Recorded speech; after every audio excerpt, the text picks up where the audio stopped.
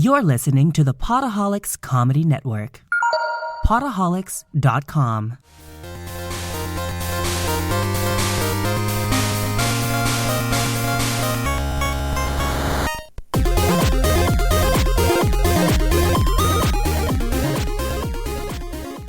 Hi there. Welcome back to Codex, a history of video games. I'm Mike Coletta. Hi, and I am Tyler Osby. And we're going through chapters 5 and 6 of The Ultimate History of Video Games by Stephen Kent today. So feel free to follow along. Yeah, if you want to do our little book club thing. Yeah. Yeah, so today, where we last left off, actually, we were talking about Atari and Nolan Bushnell kind of taking a step back as like a game designer and more of a business person and having to deal with these other companies coming in and kind of making Pong variants, essentially. Yep.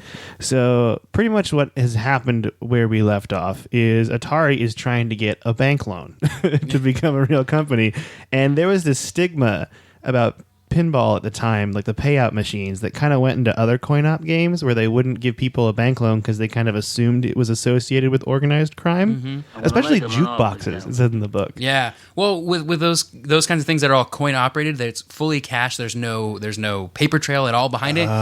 It seemed like a very attractive way for people to launder money because you can just fill up your machine with quarters and say, hey, look at all this money we made. Oh, that's really drug money. The truth is actually, though, that there really wasn't that much money in, like, the kind of people who would need to launder money. There's not enough money in the coin-op business to do that. Yeah, so they didn't really do that. There's like way better ways to launder money. Yeah, you have to have like a huge arcade. If you want to learn how to launder money, see Breaking Bad. Listen to a podcast about that. Yeah. So they had trouble finding a bank, and Wells Fargo was the one that gave them a $50,000 credit line, which was not a lot. That's not as much as he wanted. Yeah, it's not what Bushnell had in mind. And eventually they decided to build their office and make it bigger by knocking down walls. They did this twice at the original Santa Clara location, and first to like a 2,000 square foot area and then to a 4,000 square foot area. They just kept making their place bigger by knocking the walls down. Yeah, essentially they needed to have like an assembly plant area is what they were going for. Because before it was just that little garage and they were kind of like not a lot of workers. Actually, they ended up getting a assembly plant area kind of close, still in Santa Clara on Martin Avenue, and that was where they were manufacturing the Atari machines. They still actually built stuff and designed stuff at the Santa Clara location, but their assembly plant was on Martin Avenue in Santa Clara. That's confusing. Yeah. They were selling so many arcade machines that they just hired like anybody to come do it. They just wanted people with hands to build things. They hired people from the unemployment office, and everyone they recommended in the book, they're like, we'll take them. You're hired. And as a result of that, the executive described their employees as bikers, junkies, and hippies. I'll tell you that. That's always a good move. Yeah. It was a wild and crazy time I hear. Oh, yeah. The starting wages were $1.75 an hour. Okay. How does that? What was minimum wage at the time? What year is this? This is in 1974, 1973, 74, kind of. 1973. You can keep. Okay. Yeah. I'm sorry. I got distracted by his iPad. Also, the benefits for working there included Friday night beer busts. Wow. Which I'm guessing they just got hammered at the factory, and then playing games in the loading dock for free. All right. Yeah, it's not too bad. Did you get the information there? $8.42 is what that would translate to. $8.42 an hour? Well, a little bit more than that because the minimum wage was $1.60 in 73. So they were paying above minimum wage. Yeah. That's not too bad. All right. The problem was there were so many orders, they were doing 16-hour shifts. Oh, man. They were making a lot of money. Yeah, they were. The problem that happened, the main problem that they were complaining about with the employees that they mentioned in the book is drug use. Oh. Yeah. There were like amphetamines? I think it was a lot of different kinds because the first thing they tell you is that you could get high breathing the air coming out of the building. And then there was a designer named Roger Hector, and he decided he had to help on the line in 1977 because it was a holiday rush. And then he went into the bathroom and there were syringes everywhere on the floor. Oh my gosh. Yeah. So I can't imagine being like if you were shooting heroin or something, you would not be able to like be able to put things together. But I don't know. I guess maybe it worked. I thought you were going to be like, I can't imagine like walking into my office and then just walking into the bathroom of just an office and there being syringes on the floor. Just like Bob in accounting's had a rough day. They had a problem with employee theft too, because the electronic components they used could be sold at pawn shops. Like you could just sell their TVs and stuff. Yeah, and if you're hiring people off the street who need money, they can supplement their income a little bit by skimming a little off the top. Yeah, so they fired a lot of people in order to fix that and kind of got the good, weeded out the bad employees and kept the good ones. The first production was slow, though, when they were making stuff because they didn't really have an assembly system in place. Like, they could only make 10 machines a day, which is not a lot. It's not a whole lot. No. And these are arcade machines, right? Not home systems. Yeah, these are arcade machines. They're still on arcade machines. Yeah. And just to show like how much stuff they were building, 10 a day is not a lot because in 1973 they had filled 2,500 orders. So that's not enough. Yeah, that's it's 250 days of the year, but that's like working like crazy. Yep. But then by the end of 1974, they had gone up to 8,000 orders. Whoa. Yeah, and the reason they grew in popularity is because your average pinball machine, jukebox, whatever at a bar would make $40 to $50 a week. Mm-hmm. Pong made $200 a week. Oh, wow. That's significantly better ROI. So it's a big jump. Yeah. And the Atari's boom actually helped out Magnavox and selling their Odyssey because Pong was on the Magnavox Odyssey. I'm thinking of David Bowie. And Magnavox Space Oddity. Yeah, the Magnavox Space Oddity. Ground control to Major Tom. Your circuit's dead. There's something wrong. And they actually sold 100,000 units of the Magnavox Odyssey in their first year. And Ralph Baer even said like Pong had a complementary effect on the Magnavox Odyssey sales. Sort of the rising tide raises all ships kind of thing. Exactly. Like as video games take off, everything that's video game related kind of. My whole thought is like there's some like rich parents in the 70s that were like, well, my kid's going to this like pizza place to play Pong every day, but I could just get them Pong at home, save the quarters, and keep my child close to me. Right. Buy Magnavox Odyssey. That's right. That's what they should have been their sales pitch. Keep your child off drugs. Buy a Magnavox Odyssey. Keep them at home. Never let them leave. Keep your children close and your Magnavox Odyssey closer. As the company, what is happening right now? As the company grew bigger, Ted Dabney, he was the co-founder, the $250 investment that him and Nolan Bushnell initially put in. He was bought out. And Nolan Bushnell said it was because he was really just an engineer. He didn't want to be a businessman or a CEO. So what they did is they gave him the Atari amusement route, the bars and stuff they tested Space War and Pong on, and they gave him some shares in Atari, and his $250 investment became a $1 million Wow, not bad. profit. Yeah. Pretty good. Yeah, and the Atari execs were then determined, and in the book, they were called the King, the Queen, and the Five Princes, which is a really interesting name. The King being Nolan Bushnell. The man. That's right. The Queen being Joe Keenan, Bushnell's next-door neighbor, and he would later become the president of two companies. Ooh, I can't wait to get to that story. Yeah, that story's the best. Like, this is a really juicy gossip. Yeah. And then, in the book, it said something about the Queen, not because of his sexual orientation, but because he was in the second in command. And I think it was like, they just really wanted to make this metaphor work. Is what it sounds like. They're like, we got this thing down. The other princes were Al Alcorn. He was in R&D, and he was the one that actually made Pong better. He created Pong. Steve Bristow, he was the VP of engineering. Bill White was the chief financial officer. Gil Williams was the head of manufacturing. And Gene Lipking was the VP of sales. He was a prince, but he was also a king. He's the only one with a coin-op background, right? That's right, yeah. Only one with a coin-op background. And because of that, he rose up really fast. I'm having a hard time with words. It's allergy season. Bushnell believed in working smart and fun, but not hard. What does that mean? Oh, that means hot tub meetings. Oh, boy. That means drinking alcohol and smoking weed. And then also naming projects after attractive female employees. That would not fly today. No, it was like Madman style sexual harassment, but with nerds. That's what it was. No. It's not okay. Not okay. Yeah. And they added Steve Mayer and Larry Emmons. They were two former associates at Ampex, which, if you remember, that's where they pulled Al Alcorn from. Oh, yeah. Ampex, yeah. Yep. And they were part of a consulting company in Grass Valley, which is a small town on the California-Nevada border. And the thing about Grass Valley is, one, it's kind of a joke because they smoke a lot of weed at Atari. But two, it became their think tank. Because every good company needs a think tank. Right. Did they own property there? What's the significance yeah, what of happened Grass is they Valley? would go there as a retreat, and then eventually Bushnell bought the property at Grass Valley, and that became their spot where they would plan games and their next big business moves. And it was actually a really important part of Atari culture. It was Nolan Bushnell was we need Grass Valley. That's super important. Okay, so now we're going to get to the reason that he couldn't really get the patents he wanted. Why couldn't he get the patents he wanted? What kind of patents did he want? So Nolan Bushnell learned his lesson with Magnavox. So he was I need to patent this stuff. Because Ralph Baer did not. Because Ralph Baer did, and that's how he got. Oh, that's right. Yeah. So, and the thing that Nolan Bushnell created was his motion circuit, which was how Pong ran. And he filed a patent for it.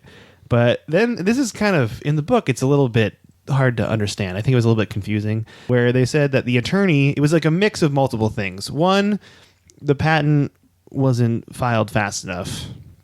And two, the attorney that they hired to file it was apparently to them a nincompoop. So they described him. Made the wrong they said, decision. I think it was kind of they said they got a patent attorney that was the low guy on the totem pole at the law firm, is how they described it, and he just didn't get things done. They didn't name him, which I feel like is a nice thing to do. Yeah, because well, I bet he was a buster. he doesn't think he's a nincompoop. I'm sure he's great. Well, he's probably way better now. This was a long time ago. Yeah, he's gotten so much practice now. Yeah. I like the positivity. So because of the patent troubles, by the time the patent actually cleared, there had already been years and years of Pong replication. Oh, because they had the game was out, but they didn't have the patent. Yeah. So they couldn't, people just would make their own. Exactly. And Bushnell called them the Jackals, which I think is kind of an interesting name. The Jackals. The Jackals. It sounds like a group of villains. And he's called them that because he said they had an unfair advantage. Oh, in that they didn't have to develop things themselves. They could just make them. Yeah. They could just reskin a cabinet and sell it as their own. And they probably had more money too. If you were a large company who wanted to get in on this but didn't want to invest in making these games or invest in developing these games, you could just manufacture them. Exactly. It was just a money grab, essentially. Yeah. That's how people kind of treated the coin-op industry at first. Now we're going to move into chapter 6 of the book. And there was a quote that opened at chapter 6 and I think it was pretty important because chapter 6 feels a lot like what was going on between what we're going to talk about at the very end of this chapter and what we just spoke of, the founding, and this is all the office goss kind of in between. And this is one of the things they opened with, which I thought was pretty funny. And that was in Nevada, Atari machines were causing radio interference and state troopers couldn't talk on the radio. And because of this, the troopers found out that right at 2 a.m., the interference stops. And that's when the bars close. That's when the bars close. So it has to be at a bar. So they found out that way that Atari machines were causing the interference. So what they had to do was Atari had to build steel cages around their machines to make it so they didn't cause radio interference. Wow. And this apparently was a problem in New York too, but they just kind of ignored it. And they were just hopefully it doesn't become a problem. And I guess it didn't. They never mentioned it. They probably had a lot of machines in New York that they would have had to go back and... It would be way harder to find. Yeah. So anyway, forgeries of Pong littered the market. Just everywhere. Just all over the place. Anybody who wanted to make Pong did. Exactly. And they also, the companies that started it were Ramtech, Meadows Games, and Nutting Associates, which, if you recall, was who Bushnell went to make Space War initially. Wow. Just stabbed in the back after he stabbed them in the back.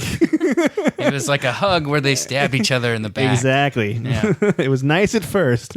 And then Midway, which is, most people I feel know Midway. Yeah, they still exist. Yeah, and I know him for NFL Blitz. That's what I'm all about. And National Semiconductor, which is a company I've never heard of. They also got into their making clones of Pong. And yeah, Midway and the National Semiconductor had money. They had good amounts of money to make their old their remakes there. Bushnell, though, this is what I liked about him. He didn't really complain about it. He was upset. But he figured the only way to stop these clones and the Jackals was to keep creating. And that's why he felt like Atari always had to be on the cutting edge of technology.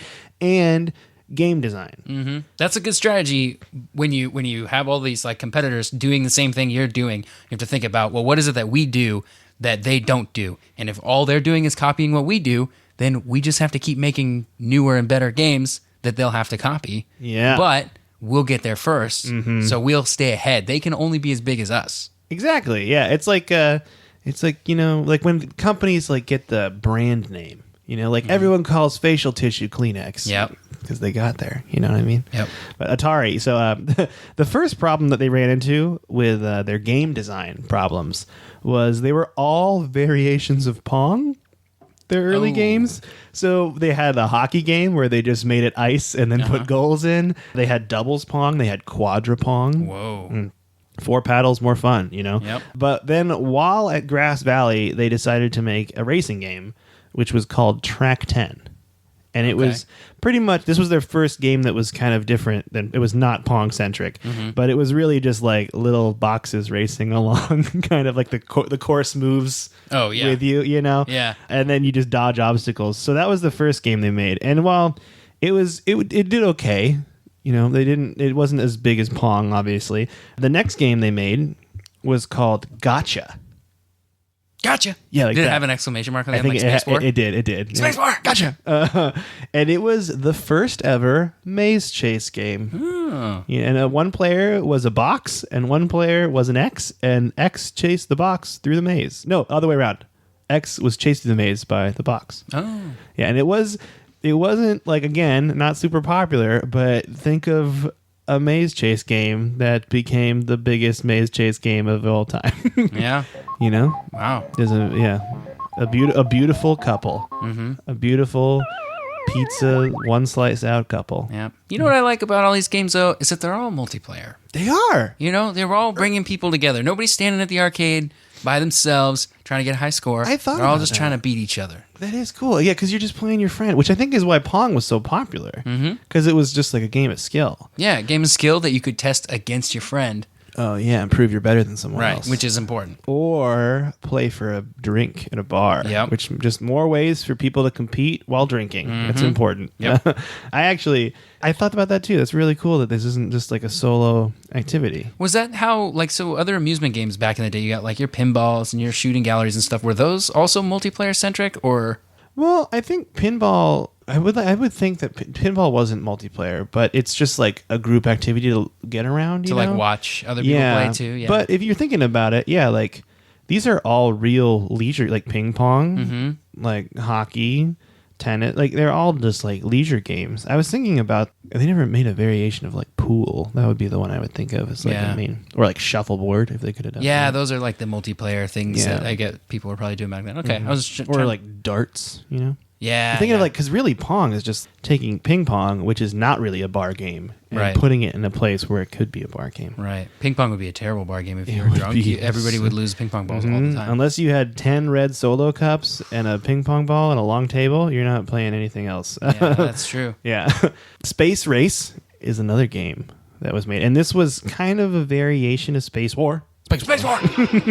Where players would dodge asteroids while they flew tiny ships. It sounded kind of like it was like Track 10, but in space. Oh, okay. It just like maybe They just change some of the colors around? Yeah, probably. That's how some of those Odyssey games where you got your tennis, which was like put the green thing on the TV and it was tennis, and then it was like, oh, now we're playing hockey. Put the blue thing on the TV. They had actual overlays that you put on the TV because they couldn't do real graphics. Oh, that's cool. It would be fun to play one of those. Yeah. For like an hour. That's like the collector's version, like when you find an Odyssey, if you find an Odyssey with the screen overlays, like whew, you found a good one, yeah. You found the thing. Hey, if you have a Odyssey with a screen overlay, get at me on Twitter at Micoletta, and I'll tell Tyler. Thanks. Yeah.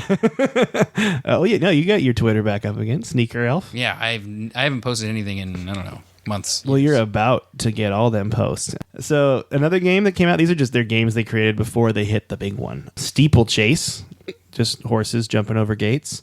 And then Stunt Cycle. And I thought this was kind of cool because this was definitely like early Excite Bike, or Trials Evolution for people that are playing newer games. And the cool thing about Stunt Cycle is the reason they made it, you jumped motorcycles over buses, and it was entirely because of Evel Knievel's popularity.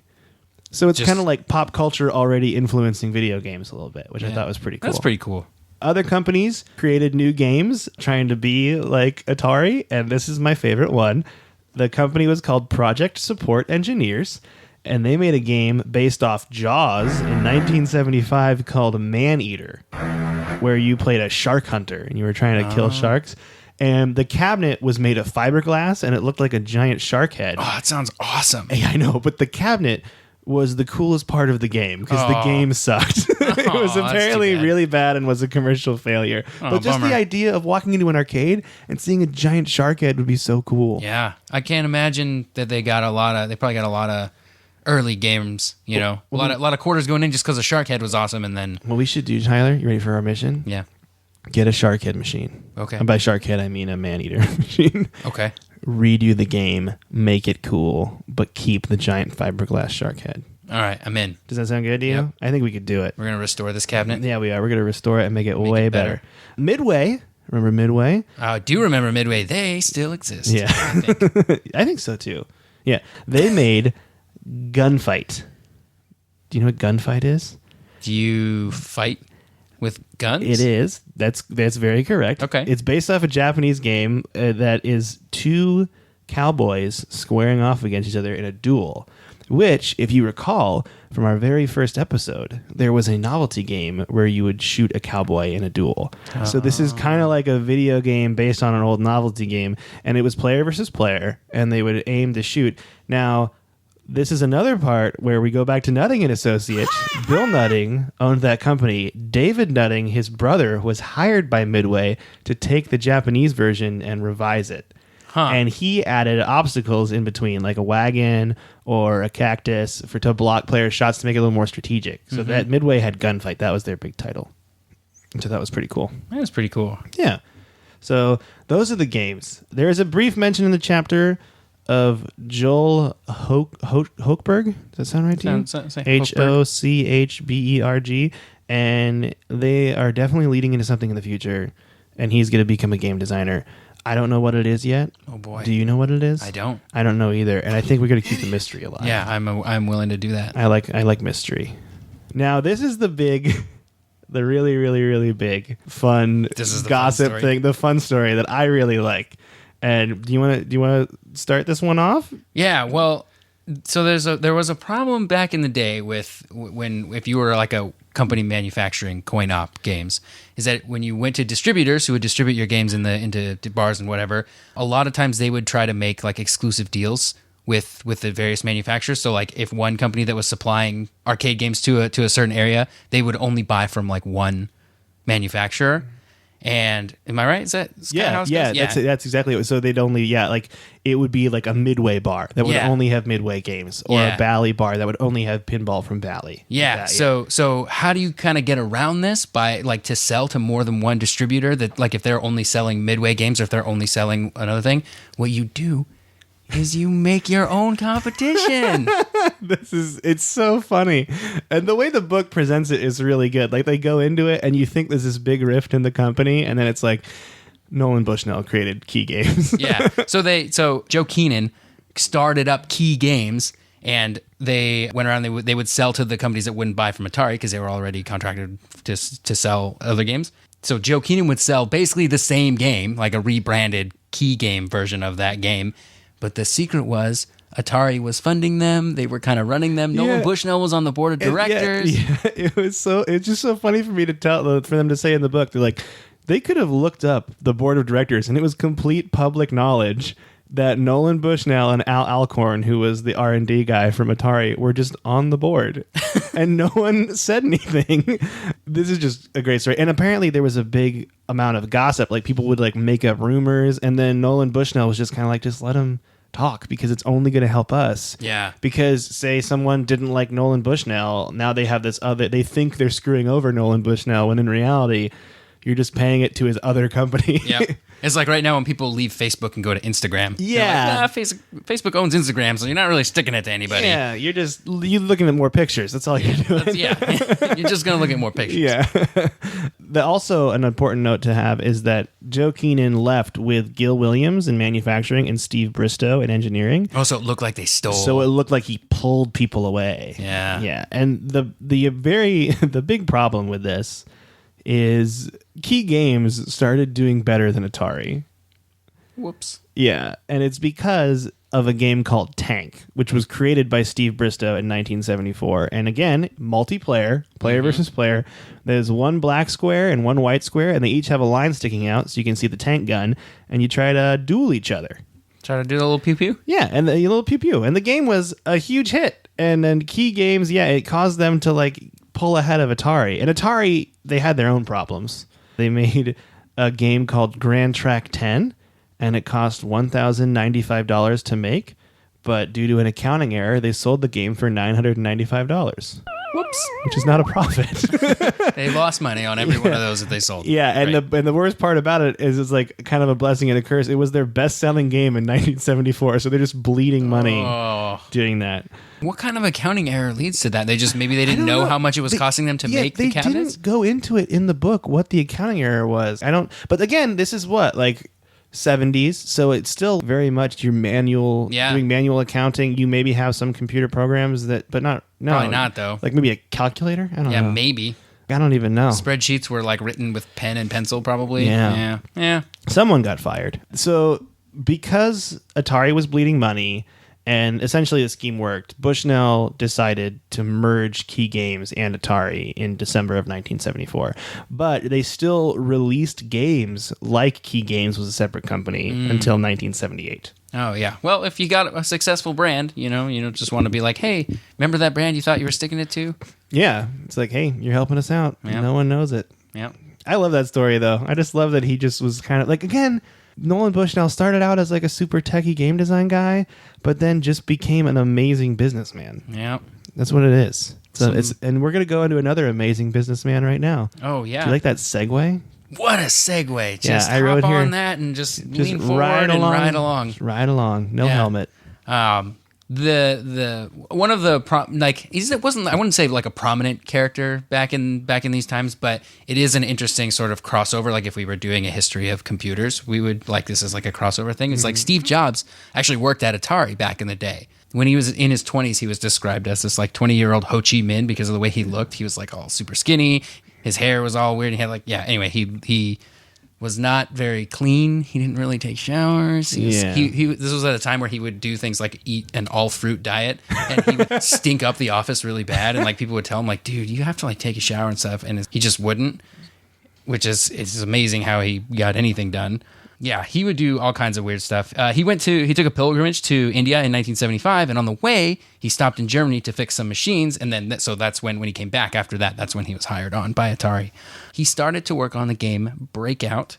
It's like Pong, but you bounce a ball up against the bricks at the top of the screen. It's actually a single-player Pong. Yeah. Yes, it's kind of like Peggle. Yeah, I thought of it as like the father of Peggle. It was probably the great-grandfather of Peggle. Yeah. He's got Bust-A-Move between, Right, yeah, and gotta love Bust-A-Move. and like Plinko and Oh, yeah. all that kind of stuff. So one of the things that went into making Breakout was it would take a lot of chips to make a game like this. And so Bushnell kind of put a reward for anybody who could make the game with under 75 chips. We don't really know how much the reward was, but there's speculation that it could have been anywhere from $100 to $1,000 per chip under 75.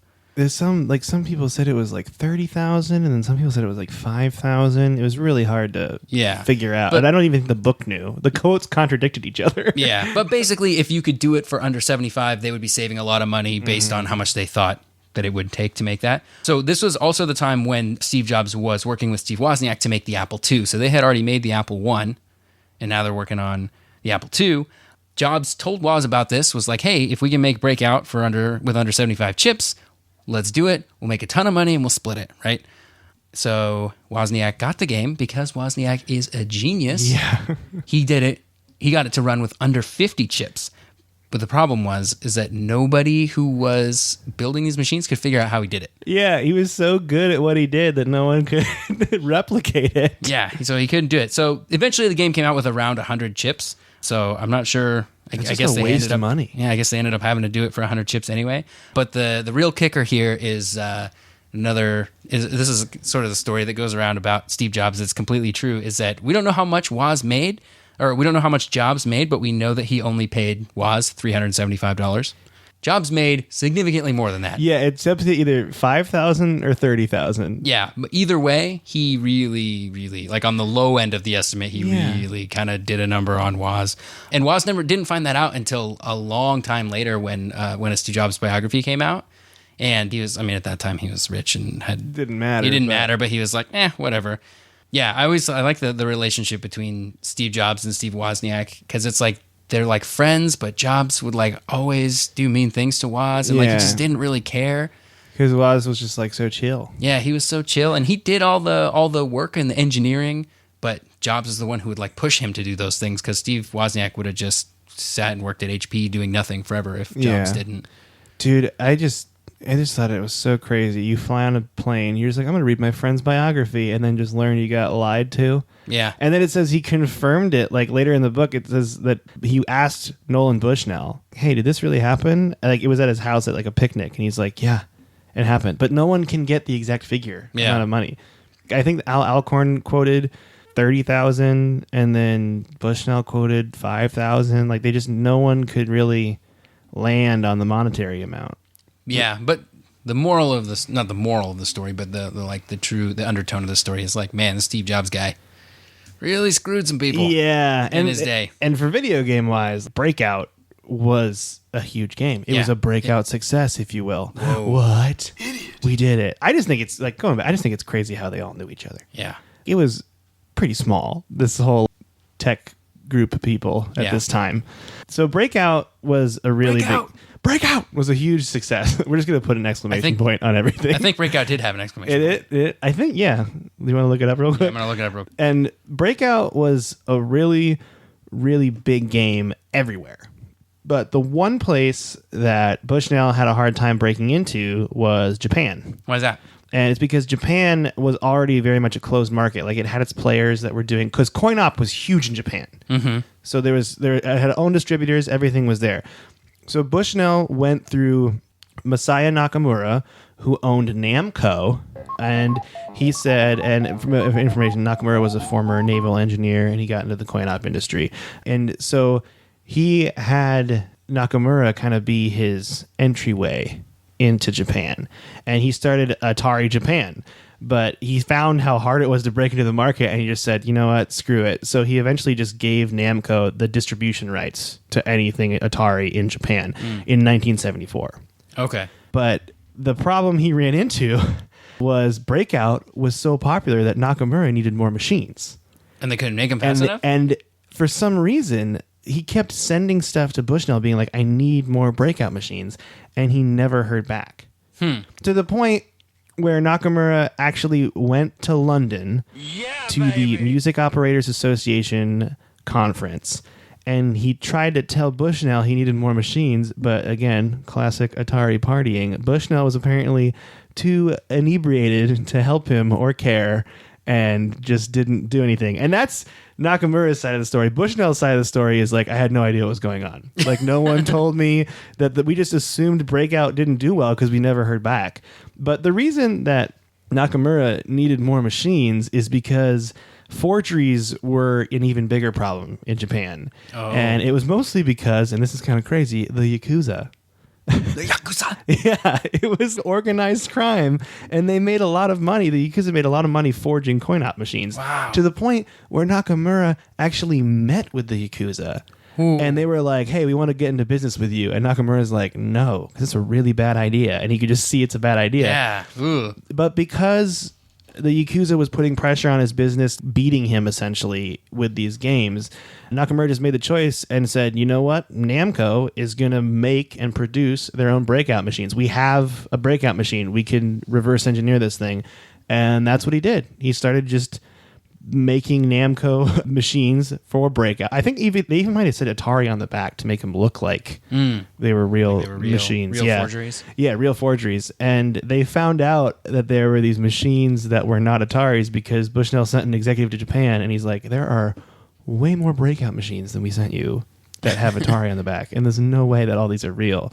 And that is going to kind of lead into the next episode. Okay. Because this is the first of many rifts between Atari and Namco. Oh, we're going to start learning about Japan and the rise of video games. Yeah, this is exciting. In the land of the rising sun. Yeah, that's right. That's good. I forgot about that. There was a book I read as a kid called that. Oh, Land of the Rising Sun? Yeah, I think so. It was about like a World War II pilot that crashed. I don't know. I didn't read it. Anyway, great story. What are you playing right now? I'm still working on Persona 5. Ooh. Bit by bit, about 75 hours in now. I'm on the last dungeon. So, probably 10 or 15 more hours. Damn, dude. Yeah, it's a long game. Some real story stuff has hit the fan. Is it? It's really starting to take off. It's like super engaging though, right? Like you get really into the story. With that. Yeah. Yeah, and you have to. I mean, 75 hours with these characters. I love them all. You love them all of them, even the little kitty cat. Especially little kitty cat. Morgana's the best. Nah, I do like that little kitty cat. He's the best. Other than that, still playing Fortnite. I'm not really playing any new games right now. Just Fortnite and. Can I tell you what I did today? Yeah. Don't be mad at me. I picked up Destiny 2 again. Oh, why would I be mad? I don't know. I feel like ashamed. I feel like, man. So is it better now? It's the same. Like, I mean, I didn't play any PvP. I played one strike, and I just went to look in the tower to see all the pretty stuff. And I'm a huge Destiny fan. I played one. I beat all the raids. I played all the content. Super into it. Thousands of hours into the game. Really into Destiny 2. Against my better judgment, I bought the crazy premium edition thing that was like $100, which I don't normally buy those. I don't want to support it, but I did because I am weak-willed. And then I have been disappointed. There's been bright moments. The Callus raid was amazing. Super fun. All that stuff. But it's just, they really went super loot boxy. Like, I don't know any other way to describe it. It's just, you're not fighting for rewarding items anymore. You're fighting for cosmetic items. And that's why the game is not fun. Which, if you've been on Reddit, you know.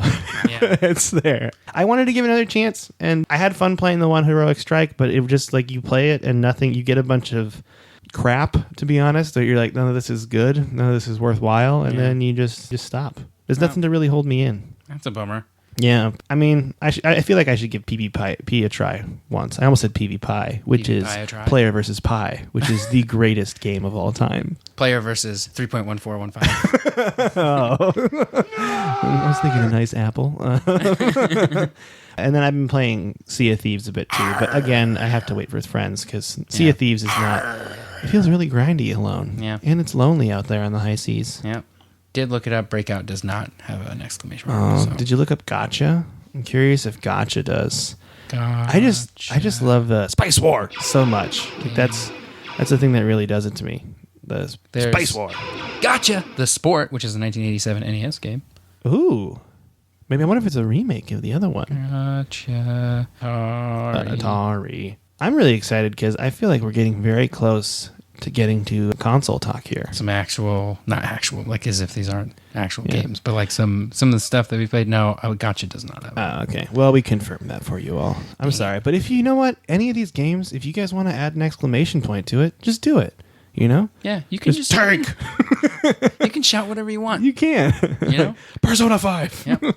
I do think I'm going to start picking up Rainbow Six Siege. I got some friends at work that are like, we got to play some Rainbow Six Siege. I'm like, well, then you and I have a little date with Halo 5 co-op when I get back from my comedy trip here. Once I finish Persona. Mm-hmm.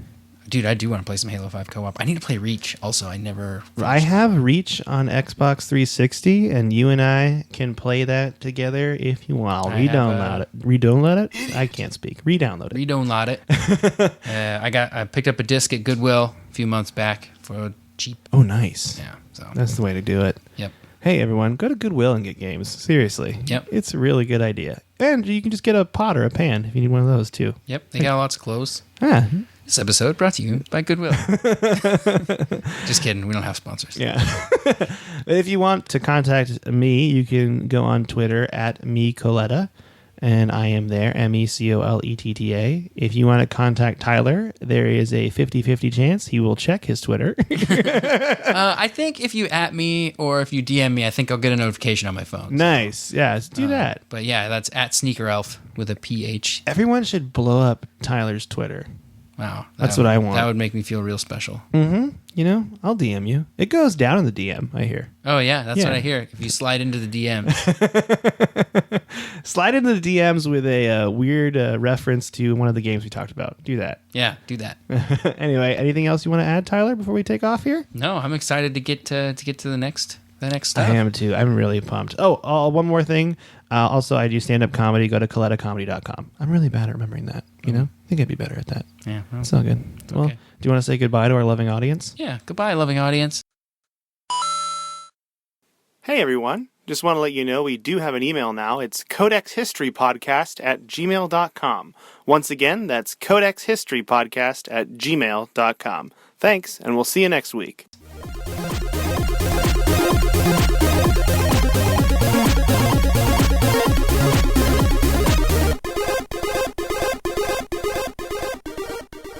This has been a Podaholics Comedy Network presentation. Podaholics.com